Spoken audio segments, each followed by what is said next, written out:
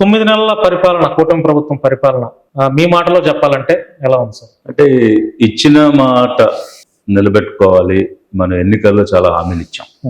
ఇచ్చిన హామీలు నెరవేర్చడం అనేది ఏ రాజకీయ పార్టీకైనా కూడా ఒక బాధ్యత.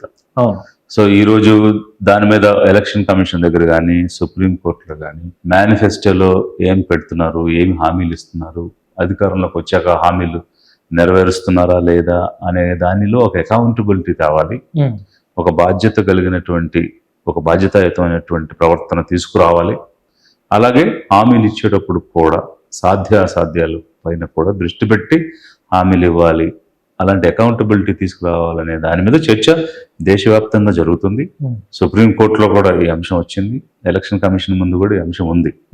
ఇలా జరుగుతున్నటువంటి సమయంలో ఇబ్బడి ముబ్బడిగా అధికారమే ధ్యేయంగా కూటమిగా ఏర్పడి, కేవలం కూటమి అనేది అధికారం కోసమే ఏర్పడిందని ఏర్పడ్డారు అనేటువంటిది ఈ రోజు ప్రజల్లో కలుగుతున్న భావన.